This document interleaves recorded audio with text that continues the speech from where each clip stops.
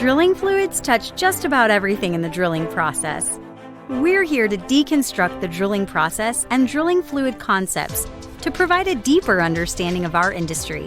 In each episode, we'll share information, talk to interesting people, and maybe share a few stories along the way. Welcome to the Flowline, a production of AES Drilling Fluids, brought to you by Matt Offenbacher and Justin Gauthier. All right. Hey, everybody. Welcome back to another episode of the Flowline, here with my lovely co-host, Matt Offenbacher. It's, we're kind of getting close to midway of the week, but, we were going to try and knock a bunch of them out yesterday, weren't we, Matt? But things just got a little busy, so we're back at it today, 2 days in a row. Well, when you record, we normally record on Mondays, and that's been a good rhythm for us, except for Mondays can be quite hectic as well. Right. So, yes, we're going to get a few episodes in the queue, so we make sure that we don't miss any with our travel schedules and that sort of thing. That could happen. Before we get going in the mud world, Matt, you took the boys to the Astros game last night. Is that right? Well, I didn't. I went with some of the fellas. Okay. We all paid our own way. We really need to find. Never mind. Yeah, by the way, it's foolish. Yeah. So we went to the game. It was the big deal was Carlos Correa's first game back since being traded back from the Twins, and it was Alex Bregman, who's now with the Boston Red Sox, his first time back in Houston. Since he signed with them. Wait, Carlos Correa, who's he with? No. He's with the Astros now. Oh, he's back? Yeah. Oh, I didn't know he's that. Back. I know. My I'm goodness, terrible. Yeah, I know. Get out from under the rock. Okay. Just had a child. Plenty of excuses between the trade deadline and now. But so the city, just the energy was awesome. Super. Everybody was going nuts. And Christian Javier, who hasn't pitched in like a year and a half due to injury, it was his first start after a long road to recovery. So, thanks to my wife for allowing me to go, and we had a good time, and they won. So wow, what a great game! Actually, I'm taking the kids on Saturday. Okay, to, the ones against the Orioles. Yeah, the Orioles. Should be fun. We went on Father's Day, and surprisingly, my kids loved every inning, all 10 of them, because they went into overtime. Yeah, or extra innings, I guess. And so we had on Saturday, we went to Wildcatters Day because my son's playing for the Houston Wildcatters, and they do this like annual thing, and you can put your name in for prizes, and they've got really nice raffle prizes and stuff. And my daughter, she only put 2. There was like 20 prizes. It was for Astros tickets, and it was for a trip to Florida. She didn't win either one. But I was like, you know what? And I was like kind of surprised. Like, what ones did you put your name in for? She's like, the Astros. Like, I really want to go to an Astros game again. I was like, sold. Yeah. So anyway, yeah, we're doing that as like a back to school kind of night out, I guess. Awesome. Yeah, so it should be fun. Yes. Yeah. But anyway, enough said. It sounds like the Astros are making some headway on the personnel front. Yes. That's exciting as we get closer to October. Are you feeling confident as we go into? It's going to be a race down the stretch, right? The Astros are only up by about a half a game right now. Maybe a game. I can't remember how the Mariners did last night. But anyways, it's very close. But they are getting a lot of reinforcements. It's just, you want to get hot at the right time. So hopefully they get hot. A couple of other injured pitchers are coming back. Sean Dubin, Luis Garcia, JP France, we're just a bunch of arms coming back, along with Yordan Alvarez comes back, and his hand's still not better. I mean, he's still going through some stuff, some progressions. Jake Myers, center fielder, is still not back. So, I mean, it will be a loaded lineup if everybody can get healthy at the right time. It's like the cavalry's coming. Wow. But it can't wait too much longer. Jeez, no kidding. So. Well, hopefully the timing works out just right when they need it. Yeah. Anyway, on to the mud world. We kind of interesting conversation, one that we have fairly often, is just sort of the communication and the dynamic between the office and the field. And if you've been in, not even mud, but just oil field services in general, that oftentimes can be challenging, is when you communicate with one side of the equation, a lot of times it doesn't translate to the other side of the equation, meaning office to the field. And even sometimes we have to play middleman, which can be challenging. But anyway, I thought it'd be kind of cool, and actually you came up with the idea, but I totally love it. It's just kind of to talk through the sort of the pain points and maybe some good, constructive criticism from just an overall communication standpoint, when you're dealing with the office and the field, and how maybe we can just be better aligned to help make better decisions and be a bit more on the same page when it comes to what we're doing out in the field. Yeah, I think, it just seems like sometimes we can end up in the middle of these things, or I think just expectations can be misaligned. Yeah. We're sort of limited in some ways when, these are two different basically departments of the people in charge. And Yeah. so if we're sort of triangulated in the middle of it, we got to be careful because we don't want to upset anybody or look like we're going around anyone. And at the same time, like, everybody's got to perform. Right. So how do we get there? Especially when everyone thinks they're the boss. Yeah, and and they are the boss of. It goes back to that gray area of who's in charge. Kind of breaking down the cast of characters. So you have the drilling consultant, or as we would call the company man in more broad vernacular, I guess. Yeah. You've got the drilling engineer in the office, and you got the mud engineer at the rig. And so, the drilling engineer, sometimes the relationship is, hey, I'm the drilling engineer. I write the drilling program. I got all this approved. Your job, drilling consultant at the rig, is to execute what I said to do. Well, the relationship is not necessarily always like that per se, even if philosophically that's like how the diagram works. You get the permitting, you do all that stuff in the office, but like there's all of the gray area of like, okay, when are we gonna pick up pipe? When are we gonna do this? And there's no way you can script every single little nuanced detail of those operations from the office. And you also have to appreciate that a lot of these drilling consultants, there's a broad background of some of these folks broke out as, roughnecks and roustabouts, and they worked their way up, and they've got 30 years of field experience.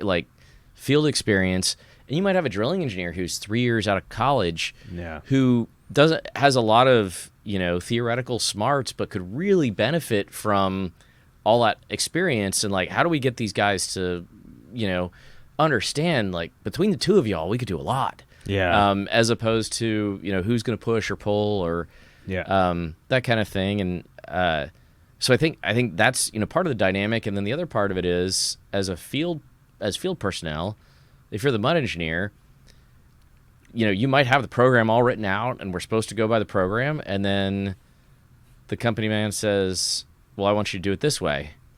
And okay, well, you have a couple of choices. One, you can do what they say. Right. Two, you can make a phone call to your account manager and say, what should I do? Another one, you can, say, hey, we need to talk to your boss or something. But like, sometimes we get from drilling engineers, hey, if my people in the field aren't doing what you think they should be doing, I need you to tell me. And the problem with that is this poor mud engineer has to work with them every day. And if they're sort of, hey, your job is to kind of be a snitch, that whole team dynamic is just shattered at the rig site. And so we find ourselves in these positions where it's like, well, why didn't you tell us? And it's, well, look, we try and convey the message. We try and make everything clear in the program. And sometimes it's even just on the fly. Like, there's no time to be like, hey, let's call town and make sure that everyone's okay with this. And other times it's, if the company representative at the rig site is that drilling consultant, like, who am I to doubt what they have to say? They represent the voice of the operator, at least in that context. No, you can often get kind of stuck in the middle, dealing with, because ultimately you report directly to your, this AES is like, the engineering manager and the account manager, basically. And then you've got, but at the rig site, what you're trying to do is keep the company, on-site company representative or the company man happy. Right? Because if the company man's happy, most of the time everyone else is happy, because then the account manager in the office isn't hearing it from the drilling engineer that the company man's happy or displeased with the mud engineer. And so it's this weird sort of spider web of trying to make everything work and keep everyone happy. But at the rig site, when it's 3 a.m, the last thing a mud engineer wants to do is get chewed out by the company rep for doing something that he thought he was supposed to do, but the company rep doesn't, and then you can get into this odd dynamic. But at the end of the day, you do have the drilling consultant or the company man on location who really is in charge at the rig. And then depending on their relationship with their office personnel, the tough time is sometimes they have more authority. Yeah. Depending on the operator, and then sometimes they know that they're to work directly as per the, say, drilling superintendent or the drilling engineer. So again, it's quite nuanced. It's not like if you look at an org chart, it's very simple of this, and that. So hopefully we're making it as clear as mud for folks that maybe aren't familiar with the dynamics.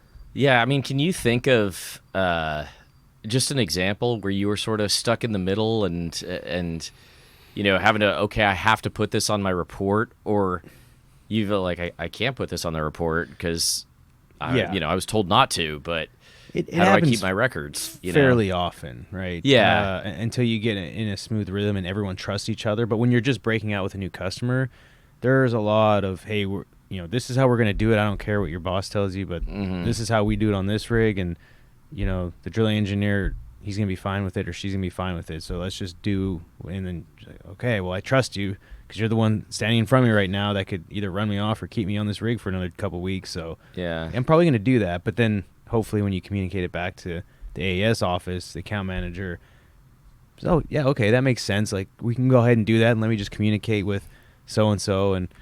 But yeah, you kind of get stuck in the middle a lot until, again, maybe you've been on the rig and sort of you've been sort of with the same crew, with the same company man, and there's a lot of good communication. But a lot of it, I find, stems from the relationship between the customers and their personnel. Yes. Like, if they've got good communication with the field and the office, a lot of times that helps the drilling or the mud engineer, because then hopefully the communication is a line coming to the account manager to where everyone is on the same page.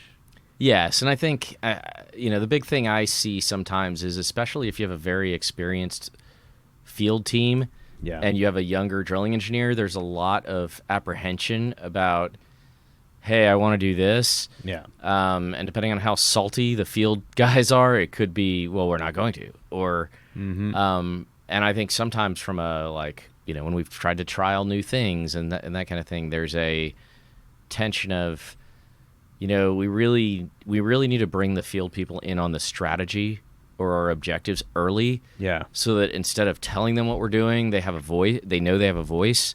And can actually maybe make it more successful by being like, I wouldn't do it this way, I would do it this way. Right. And I've seen that particularly work with a customer of mine who typically has been a younger drilling engineer, and has really allowed the field to have good input. And because a drilling engineer, and if we were to just kind of discuss that role, I mean, it's about the design, the planning, the permitting.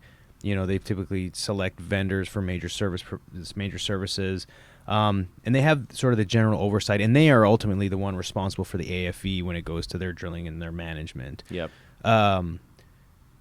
So if a drilling engineer doesn't necessarily have a lot of operational experience, they'll then leverage their field's experience, and it's like, here's the plan, go execute. And so I've seen that work where a lot of times the drilling engineer will, sort of not necessarily have as much pride and ego to allow the field to make decisions, and then they have a great relationship. And even in spud meetings, it's, hey, we're doing this and this. John out there on H&P 500, do you agree with this? Is there anything you would change? Can we make this any better? And there's a lot of actually communication versus here's what we're doing, cut and dry. Yeah. So that tends to work. And to your point, I think just the overall landscape now is you do probably have a lot more field personnel who have more years of experience than, say, folks in the office as drilling engineers. So that can create tension going back to the different roles and the experience levels. Yeah, I mean, what caught my attention was I was in Midland, and our engineering manager out there was like, we saw this when things were really picking up in 14, where the field had all this stroke, and then the downturn happened, and all of a sudden it was back at the office. He goes, and I don't know what it is, but now you're starting to see the field have a lot more influence again. And it's sort of weird, like from a commercial perspective, it's like whether the drilling engineers or procurement has a say depends on, when things go south, it's normally procurement just gets to pick all the vendors based on the cheapest thing they can get. Yes. And then when the price of oil is a little healthier, the drilling engineer, they're like, look, you pick your best people, and we're not gonna ask any questions as long as everything does what it does. Yeah, I would say another kind of way to put it too is when things get when the market and when activity goes down, tends to be a lot more micromanaging from the office. Yeah, because you're really looking at your pennies versus when things are good, there's a little more, I guess, wiggle room, but it's about performance and people are willing to pay for that. So it's an interesting sort of way to look at that. And so Matt, you kind of like, bringing this together to give some good, takeaway from a mud perspective or from our seat at the table. Do you have any thoughts or suggestions on how to like just overall improve what we see, or what are some things that you particularly would like to see better as we kind of move along? One thing I think we can do is I've just appreciated what, I think I mentioned in another episode, I got the opportunity to actually do some training with some field site guys. And I think at least maybe trying to build some trust where there, a couple of them coming out of it were said, I thought I really understood drilling fluids, but I realized I have a lot more to learn. And even actually before we started the class, some of these guys had broke out in the 90s. And they were saying, I'm really looking forward to learning. And I was like, man, that is great. But also, if you're working in the field, you're rotating. Like when your hitch ends, like you want to go home. You don't want to sit through some training class. Yeah. But if we can do more of that and make it worthwhile, I think it ultimately creates that. Okay, now we understand each other. I have a better idea of what you're trying to do. Because a lot of these guys who've seen it all, they've seen examples of people coming in and being like, hey, I got this great idea. And they're like, dude, not again. Right? Like, because they're go, right? That's their job. Yeah. And so if it's like, okay, I understand there's more nuance to this than the other 10 times I've been told we're going to do something. Because a lot of what they see is patterns of, hey, another service provider trying to sell us something. Yeah. I think there's that. I think it comes down to people, right? And these types of relationships. And, I think there's a lot of fear of confrontation. I think sometimes the field guys want a little pushback, like they respect you a little bit more. Mm-hmm. I remember, I don't know if this is the greatest example, but I was going as a technical specialist on a rig in Qatar. Flew halfway across the world, got there. I go into the company man's office. We have a specific procedure that has already been approved by everybody. And I go in and I start just running him through, hey, here's what we're going to do. I'm going to go check inventory, find these things, get people moving. And he's like, we're not going to do any of that. And I was like, okay. I was like, so when's the next chopper out of here? And he's like, what do you mean? And I was like, the only reason I'm here was to do this job, and make sure it's successful. And I don't really have the chance to do that. So like, I'm just going to go home. And it was like, whoa, wait. And as soon as he figured out that it was just like, don't wait. I was like, I'm not getting a rig bonus for being here. Like, it was one of those, like, don't care. All of a sudden it was like, go do whatever you need to do. Nice. And I think in some ways it was a test. I think in some ways I could have shook him up because he was just like, but I also had to, I'd been doing it for at least 10 years by that point, where it was just like, try me, buddy. Yeah.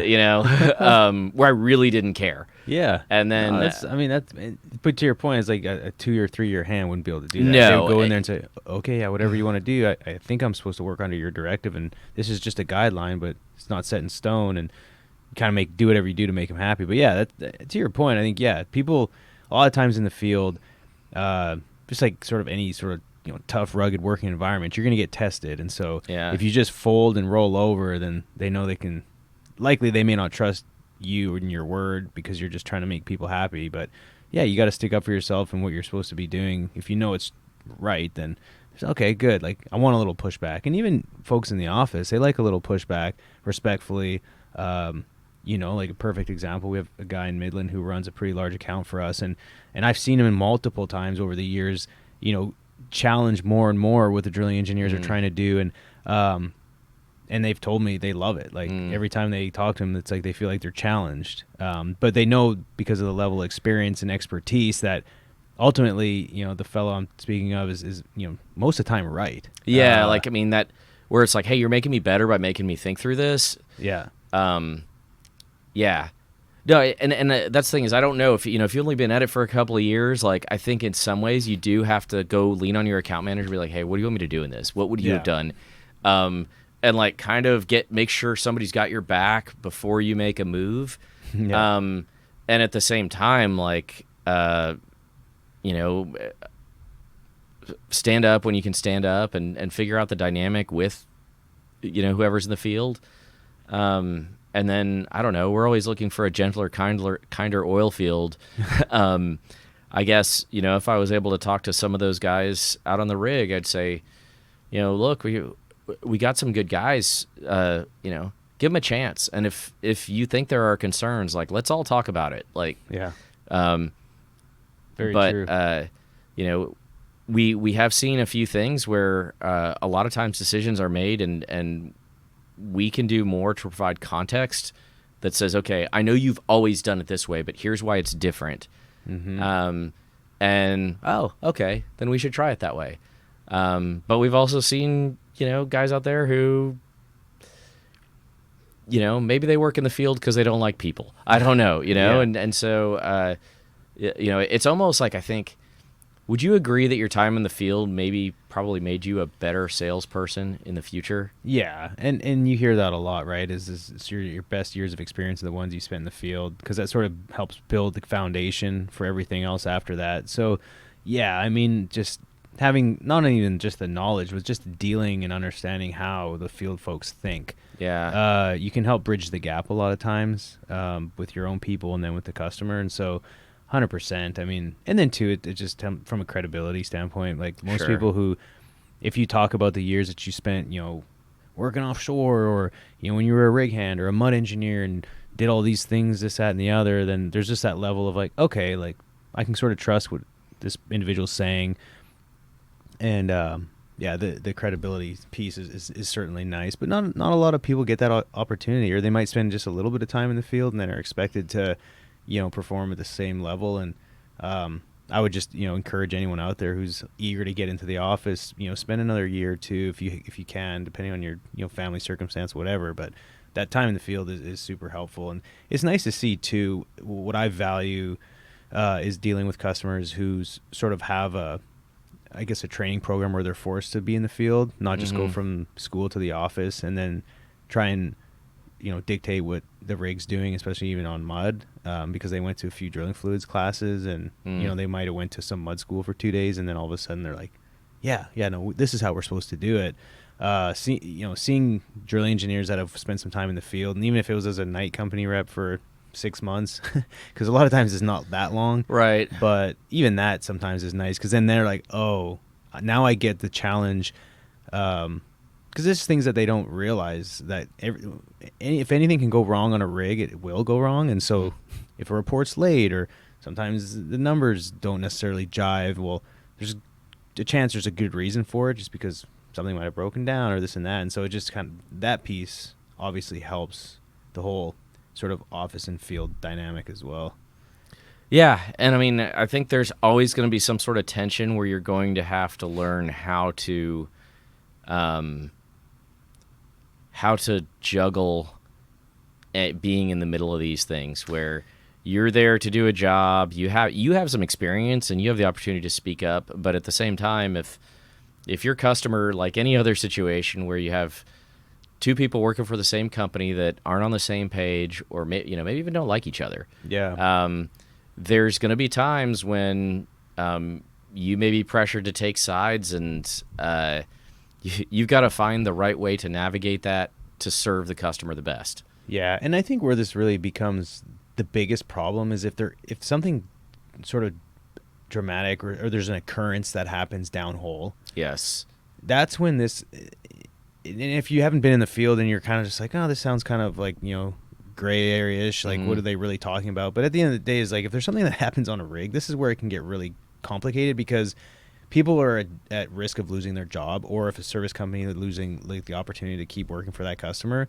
So then let's call a spade. Then you get people throwing people under the bus, trying to protect themselves, maybe the people on the rig, maybe your own people. And so if you can, like, again, have a good line of communication, you're well documented, there's trust, then hopefully you don't get into this like pointing finger thing and everyone's at fault, because that's really where this can become very serious and has like a lot of financial implications. So that's sort of like worst case scenario, but on a day-to-day basis even this stuff becomes challenging. But I would say is like, if you're a new mud engineer or someone with not a lot of years experience, like do your best to build trust, do the right thing.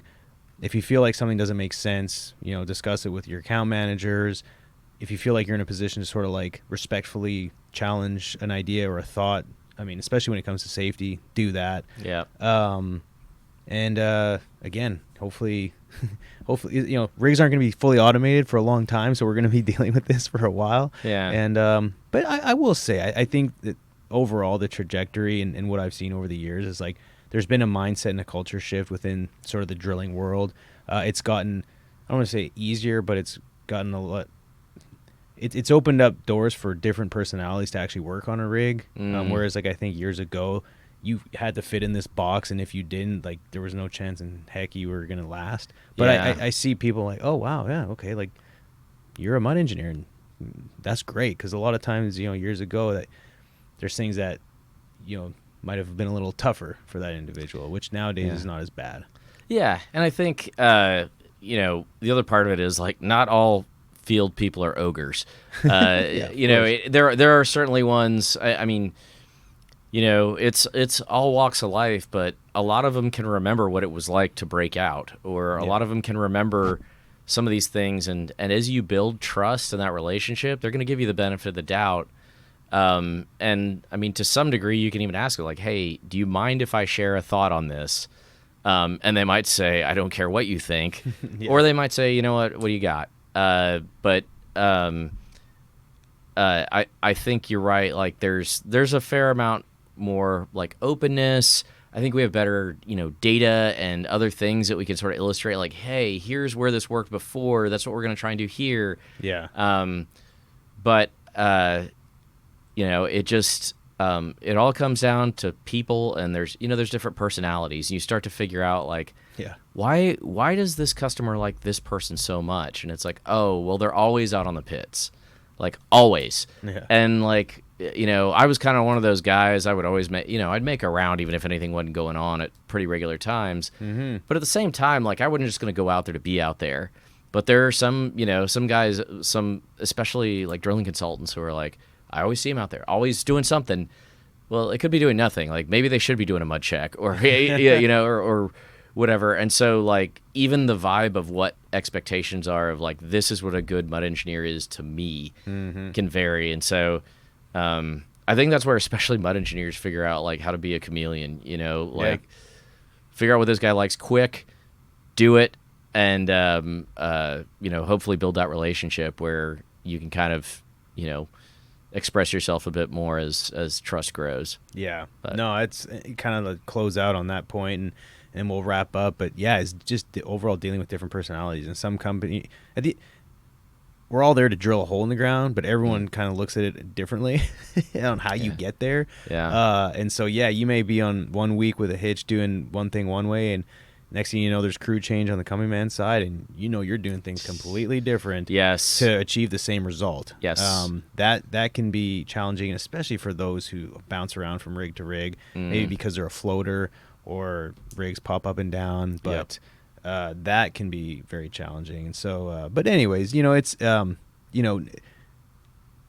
I guess, takeaways, we kind of already mentioned it. But I think overall, it's just a good conversation. I think it's one that if there are any customers out there that want to chime in and kind of add to it, I'd love to hear from that side of the table as well. But, we're a people business. Nothing will be fully automated anytime soon. And so it's dealing with people, different personalities, building that trust, and hopefully building long-lasting relationships and working relationships at that. Absolutely. Cool deal. Well, with that said, folks, if you have any questions, thoughts, reach out on LinkedIn. Matt and I are on there, so please send us a message, or you can reach us at the Flowline podcast at aesfluids.com. Connect with the AES Fluids page on LinkedIn. Lots of great content put out there. The tech tips and a lot of the YouTube stuff that we've put out for quite a while now is a great way to keep learning. A lot of good visuals out there to learn more about drilling fluids. And until next time, folks, take care. And for those going back to school, if they have kids, good luck. And another school year is upon us. Let's go. Good luck. Be safe in traffic. All right. See you guys. Bye. Thanks for listening. Please tune in next week for another exciting episode of the Flowline. And remember, may your returns always be full and your trips always smooth. Views expressed in this program belong to participants and not their employees. The program is for informational purposes only and cannot take the place of seeking professional advice. Copyright AES Drilling Fluids.